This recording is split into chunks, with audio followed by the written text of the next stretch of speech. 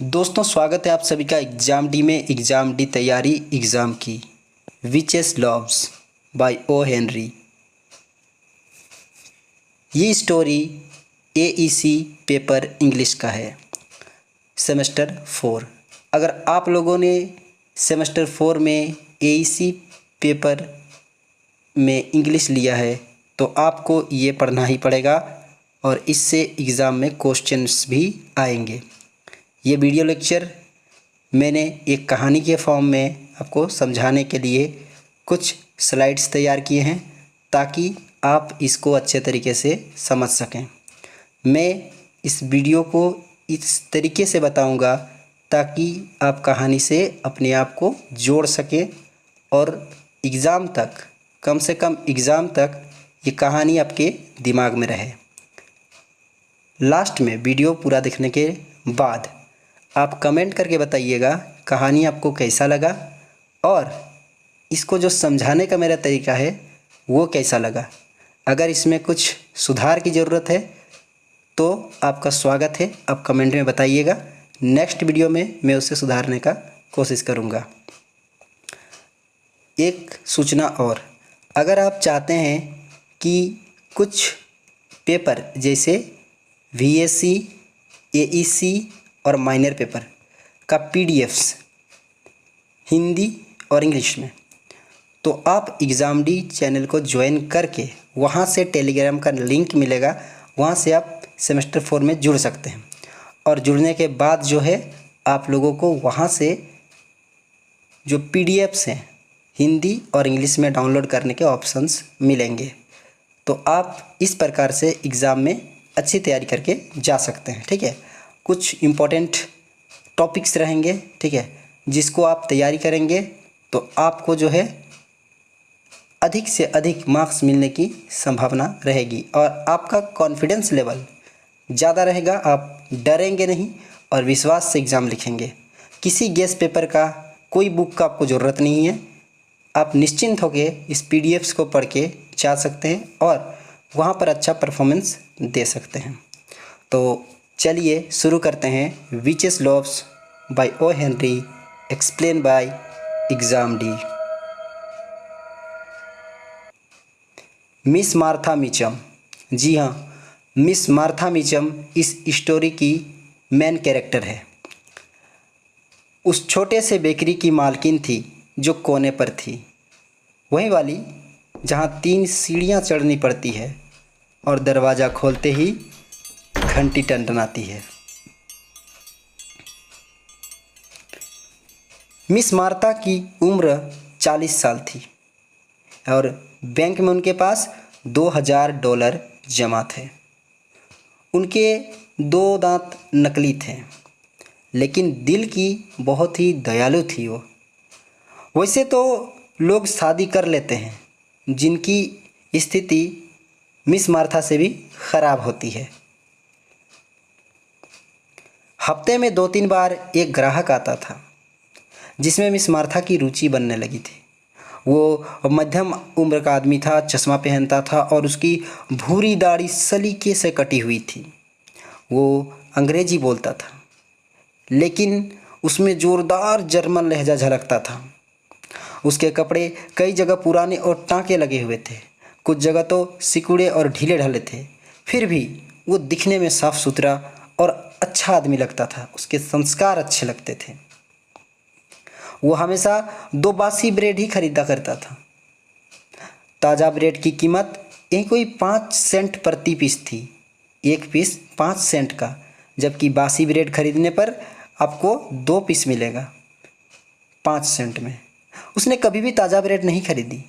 एक बार miss Martha ने उसके हाथों पर लाल और भूरे रंग का दाग देखा, तब उन्हें यकीन हो गया कि वह एक कलाकार है और बहुत गरीब कलाकार है।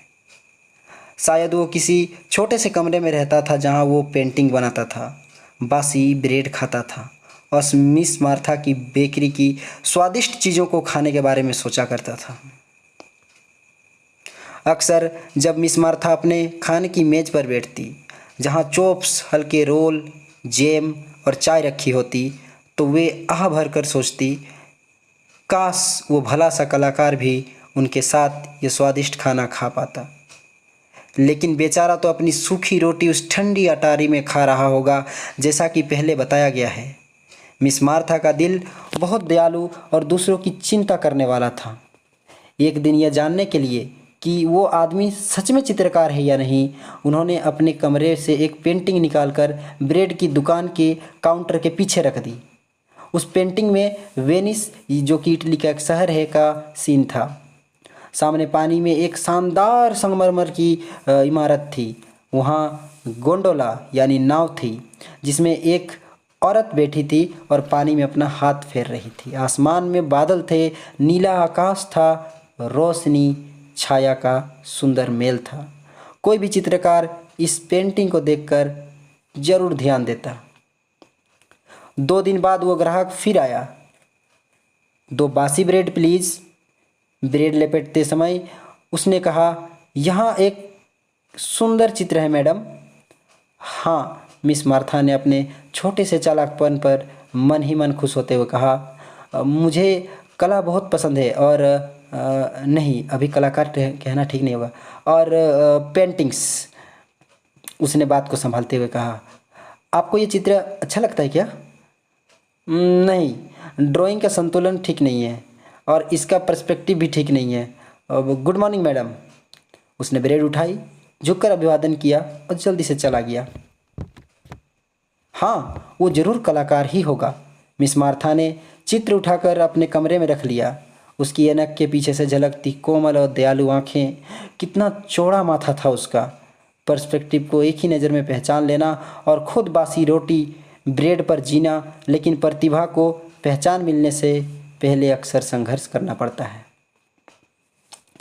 कला और दृष्टिकोण के लिए कितनी अद्भुत बात होती अगर किसी प्रतिभा को बैंक में $2000, एक बेकरी और एक सहानुभूति हृदय का सहारा मिलता।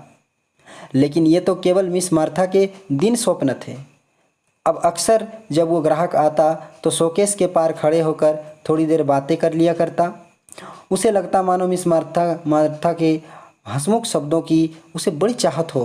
वो लगातार बासी रोटियां ही खरीदा करता। कभी कोई केक नहीं, कभी कोई पाई नहीं, ना ही उसकी स्वादिष्ट सेल्यूलोस। मिस मार्था को लगता कि वो दुबला और निराश सा दिखाई देने लगा है। उसका मन चाहता कि वह उसकी मामूली खरीदारी के साथ कुछ अच्छा खाने को भी दे दे, लेकिन हिम्मत नहीं जुटा पाती। वो उसे ठेस पहुंचाने का साहस नहीं कर पाती। उन्हें कलाकारों का अभिमान अच्छी तरह पता था। मिस मार्था ने काउंटर के पीछे अपनी नीले बिंदिया वाली रेशमी कमीज पहननी शुरू कर दी। पीछे के कमरे में वो बहेड़, जो कि क्वींस के बीज और बोरेक्स से एक रहस्यमयी मिश्रण तैयार करती थी। बहुत से लोग इसे रंग रूप निखारने के लिए इस्तेमाल करते हैं। एक दिन ग्राहक हमेशा की तरह आया, शोकेस पर 5 सेंट का सिक्का रखा और अपनी बासी रोटियां मांगी। जब मिस मार्था उन्हें निकाल रही थी तभी ज़बरदस्त शोरगुल और झंकार हुई और एक दमकल गाड़ी फायर इंजन गुजरती हुई वहां से गुजरी। ग्राहक दरवाजे की ओर भागा जैसे कोई भी करता। उसी क्षण अचानक प्रेरित होकर मिस मार्था ने अवसर का लाभ उठा लिया। काउंटर के पीछे नीची शेल्फ पर 1 पाउंड ताज़ा मक्खन रखा था, जिसे दूध वाले ने अभी 10 मिनट पहले ही छोड़ा था। मिस मार्था ने ब्रेड चाकू से बासी रोटियों में गहरी चीरे लगाए। उसने भरपूर मक्खन डाल दिया और फिर रोटियों को कसकर दबा दिया। जब वो ग्राहक वापस मुड़ा तब मिस मार्था उन्हें कागज में बांध रही थी। उसके जाने के बाद एक असामान्य रूप से सुखद बातचीत के पश्चात मिस मार्था हल्की सी मुस्कुराई, लेकिन उसके दिल में थोड़ी सी धड़कनें भी हुई। क्या वो कुछ ज़्यादा साहसी नहीं होगी? क्या वो बुरा तो मान नहीं जाएगा? लेकिन शायद नहीं। खाने पीने की तो कोई चीज़ों की कोई तो भाषा नहीं होती। मक्खन तो किसी भी तरह के असभ्य निर्भीकता का प्रतीक नहीं था। उस दिन लंबे समय तक उसका मन इसी बात में उलझा रहा। उन्होंने वो दृश्य अपने मन में बनाया। जब इस छोटे से छल को वो जान पाएगा, वो अपनी ब्रश और पेंटिंग रंग पट्टी रख देगा। उसके सामने उसका कैनवास होगा जिस पर वो चित्र बना रहा था, जिसमें पर्सपेक्टिव की कोई गलती ना होगी। वो अपने सूखे ब्रेड और पानी वाले भोजन की तैयारी करेगा। वो रोटी को काटेगा। आह! मिस मार्था शर्मा गई। क्या वो उस हाथ के बारे में सोचेगा जिसने खाते समय उसे वहाँ रखा था? क्या वह सामने के दरवाजे की घंटी जोर से बज उठी। कोई अंदर आ रहा था, बहुत शोर मचा रहा था। मिस मार्था जल्दी से आगे की ओर दौड़ी। वो दो आदमी थे। एक युवक पाइप पी रहा था, एक ऐसा आदमी जिसे उसने पहले कभी नहीं देखा था। दूसरा उसका कलाकार था।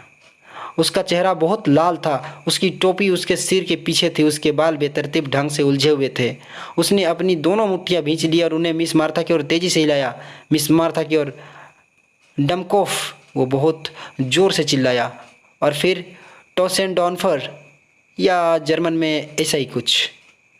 युवक ने उसे दूर खींचने की कोशिश की। मैं नहीं जाऊंगा, उसने कहा, वरना मैं उसे बता दूंगा। उसने मिस मार्था के काउंटर को बेस ड्रम की तरह बजा दिया। तुमने मुझे बिगाड़ दिया है, वो चिल्लाया। उसकी आंखें नीली आंखें चश्मे के पीछे चमक रही थी। मैं तुम्हें बताऊंगा, तुम एक दुष्ट बूढ़ी बिल्ली थे। मिस मार्था थक कर धीरे से शेल्फ के सहारे टिक गई और अपना एक हाथ नीली बिंदियों वाले रेशमी की कमीज पर रख लिया। युवक ने दूसरे आदमी को कॉलर से पकड़ लिया। चलिए, उसने कहा, और उसने आपने काफ़ी कह लिया है। वो गुस्से में भरे आदमी को दरवाजे से बाहर फुटपाथ तक घसीट ले गया और फिर वापस अंदर आया। महोदया, मेरा ख्याल है आपको बता देना चाहिए कि हंगामा किस बात का था, उसने कहा। वो आदमी ब्लूमबर्गर है और वो एक वास्तु ड्राफ्ट्समैन है। मैं भी उसी दफ्तर में काम करता हूँ। वो पिछले 3 महीनों से नए सिटी हॉल की इमारत का नक्शा बना रहा था। ये एक प्रतियोगिता थी।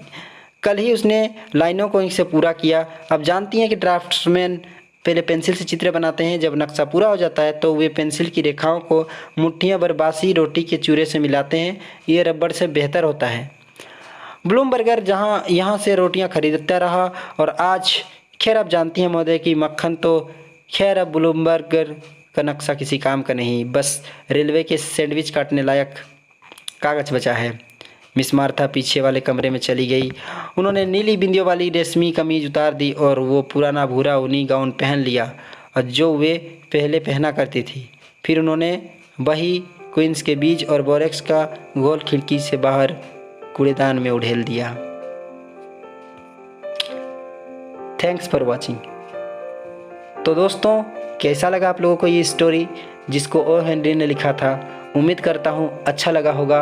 अगर आपके कोई कमेंट्स हैं तो प्लीज़ उस कमेंट को लिखिए ताकि मैं जान सकूं कि आप इस कहानी को समझे या नहीं समझे, और इस कहानी से जो क्वेश्चंस आएंगे वो आप बना पाएंगे अगर आप लोगों ने इसको समझ लिया है। मिलते हैं नेक्स्ट वीडियो में, तब तक के लिए धन्यवाद।